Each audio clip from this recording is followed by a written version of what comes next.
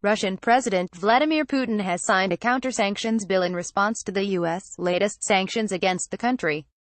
The Monday-signed legislation will be applied to any state or person for hostile actions against Russia and permits authorities to halt international cooperation with foreign states, and to impose import and export restrictions and other measures.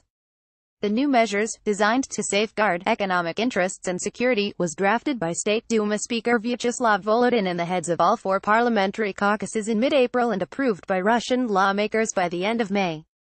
On April 6, U.S. Treasury Secretary Steve Mnuchin announced the fresh sanctions on the Russian oligarchs and 12 companies they own, 17 senior Russian officials and a state-owned arms export firm, over a range of activities, including Moscow's alleged meddling in the 2016 U.S. presidential election.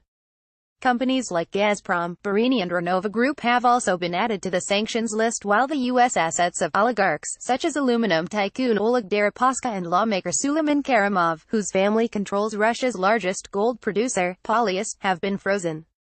Washington said the punitive measures are in response to Russia's policies regarding Ukraine and Syria, as well as its cyber activities and attempts to subvert Western democracies. The U.S. sanctions are the most significant since Crimea's reintegration with Russia in 2014. Moscow has already banned a wide range of food imports to Russia from Western countries in 2014, retaliating against U.S.-led sanctions over the Ukraine conflict, with which Russia says it has nothing to do.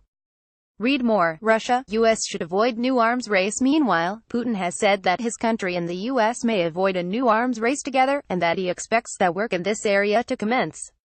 In a telephone conversation, U.S. President Donald Trump said that he is worried with a new arms race, and I agree with him. We were not initiators of this scenario. As you know, we did not withdraw from the anti-ballistic missile treaty, said Putin. The U.S. President's opinion that we should think of how to avoid a new arms race, and I hope that this work will start between us directly, personally, as well, he added. Last month, Trump reportedly Putin that if Washington and Moscow reignite the arms race, the United States would win it.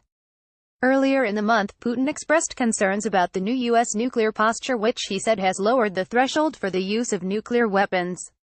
The new American policy allows the use of nuclear weapons in response to a conventional attack or even a cyber threat, the Russian president said, adding, Russia reserves the right to use nuclear weapons only in response to a nuclear attack or an attack with other weapons of mass destruction against her or her allies, or a conventional attack against us that threatens the very existence of the state. Putin also said that Russia had tested a number of new advanced strategic weapons, which could not be intercepted, saying they would render U.S.-made defense missile systems useless.